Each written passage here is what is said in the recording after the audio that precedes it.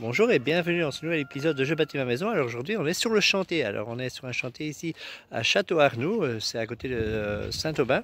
Et donc l'idée c'est quoi? C'est une maison qui va servir de collectif.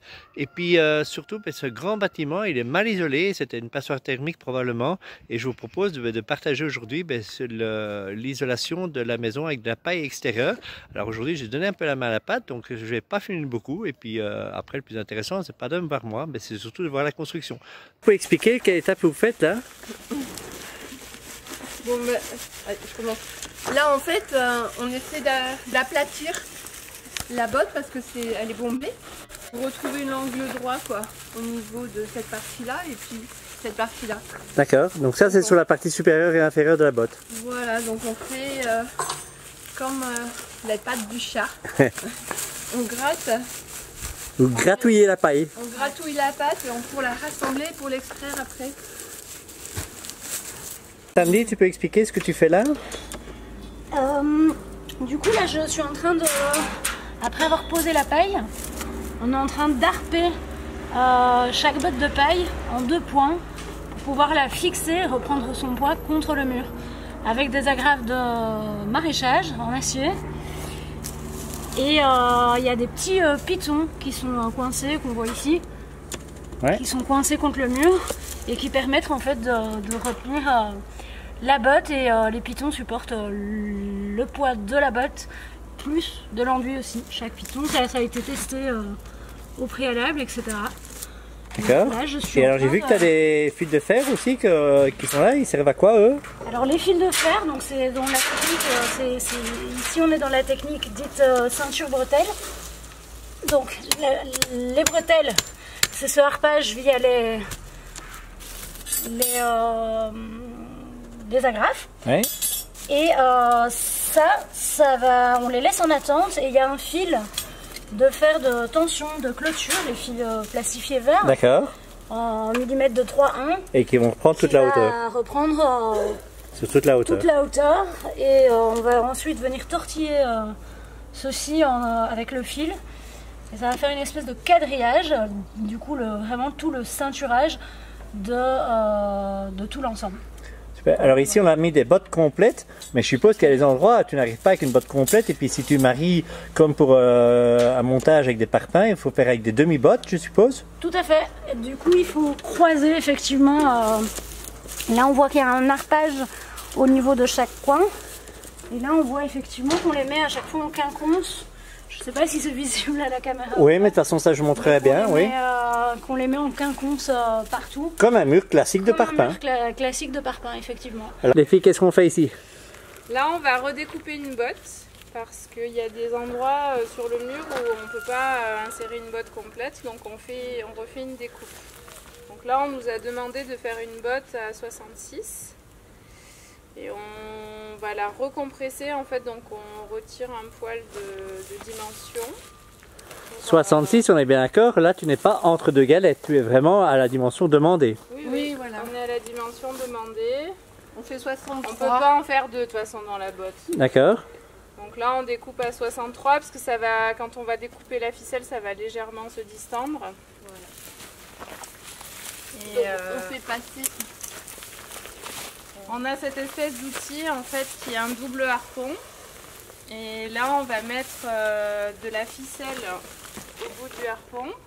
Donc il est un peu particulier alors l'outil. Au bout il y a quelque chose d'un peu particulier alors. Oui, il y a une petite pointe comme un harpon en fait, une encoche comme dans un harpon où on peut insérer une ficelle de manière à ce qu'ensuite quand on tire la ficelle reste accrochée au bout.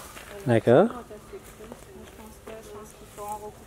Et ici, parce que c'est une grande dimension, vous faites qu'une coupe, mais tout à l'heure, je pense que vous avez même réussi à faire 2 coupes dans la même botte. Oui, c'est ça, parfois. On en a même fait 3 dans la précédente parce que c'était des petites longueurs qu'on nous demandait, mais là, 66, on peut en faire plus. Et donc, on laisse le principe, on laisse les cordes d'origine jusqu'au moment où vous avez fini le travail avec les nouvelles cordes, et après, on peut lâcher. Voilà, c'est ça. Et si vous travaillez avec plusieurs coupes en même temps, le tout qu'il faut faire attention, c'est que les cordes ne se croisent pas et ne pas prendre la mauvaise corde tout qu'on fait à la fin. Ouais, c'est ça. Donc là, on fait un petit nœud, tout simple. La ficelle va rester accrochée dans l'encoche. Et puis on retourne la botte et on va tirer. Ah, on retourne.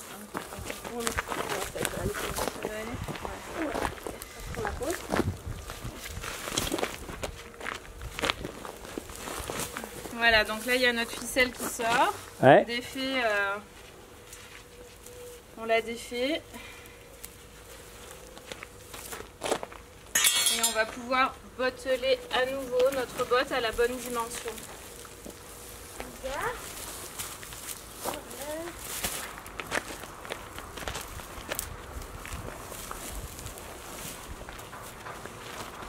Donc là c'est un peu le moment crucial parce qu'il faut que la technique de serrage soit assez bonne pour que la botte reste suffisamment compressée parce qu'on n'a pas la force de la botteleuse nous. Donc,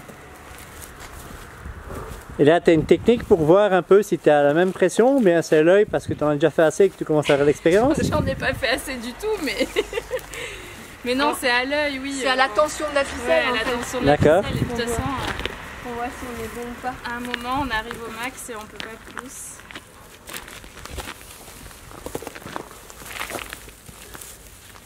Effectivement, ça travaille assez physique, hein, les filles.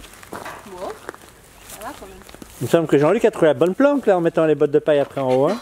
Ah non, Ça, parce c'est que toi qui le dis. c'est fatigant aussi de placer les bottes.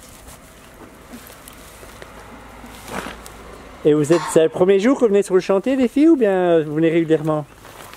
Moi, c'est le deuxième jour. Moi, c'est le premier. Super, il faut un premier jour. Hein. Et si j'ai bien compris, vous êtes toutes les deux membres du collectif qui aura après qui va jouir du local? Membre de la coopérative, la Ouais. maison commune. D'accord. La commune, c'est une coopérative d'intérêt collectif. Et il y a des membres coopérateurs qui la font vivre et qui en profitent effectivement. Donc nous sommes coopératrices. Eh ben, une très belle initiative en tout cas, et puis de faire ça avec des matériaux écologiques, c'est encore plus louable. Ah bah oui. Super les filles, je vais vous laisser faire le nœud, et puis maintenant je vais retourner travailler parce que j'ai arrêté de faire le fainéant. Le de bois, il est un peu particulier alors. Alors, il est particulier, il est juste par sa forme, c'est ça? Oui. Alors donc là, c'est juste un encadrement qui prend qui fait la taille de la botte, parce que du coup, l'enduit va revenir à fleur. Ils seront ensuite peints. Alors là, la forme, le déport qu'il y a, c'est parce qu'il va avoir des volets roulants dedans, donc il fallait prévoir le caisson Bien de volets sûr. roulants. Ici, il y a un petit endroit particulier parce qu'on ne peut pas passer une botte de paille, on n'a que 5 cm. Donc on va remettre du liège pour ne pas faire de rupture de support d'enduit, etc. Tout à fait. Voilà, et là on a travaillé, enfin c'est les Arbates, c'est l'entreprise des Arbates qui les a fabriqués et posés, et ils ont travaillé avec du pin sylvestre, du coup. Voilà, et du coup on voit qu'il y aura des bavettes ici à l'U. Et là, on voit qu'effectivement, il y a du polystyrène pour l'isolation de l'appui de fenêtre. Voilà. Ouais. Et après, c'est plus sûr, là, même si le polystyrène, il a son bilan carbone. Oui, mais vu la quantité sur le bâtiment, c'est dérisoire. Mais c'est plus sûr aussi parce que techniquement, à cet endroit-là, c'est un endroit où il y a quand même de l'étanchéité, des possibilités de fuite, etc. Donc c'est plus sûr d'aller mettre quelque chose comme ça. Bien sûr. Voilà. On va voir si c'est bon.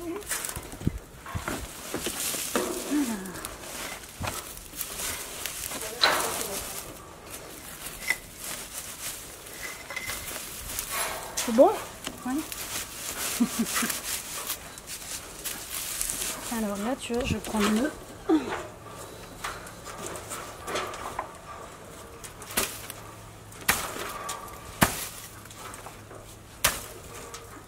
Du mollo parce qu'on est à côté de l'encadrement de fenêtre.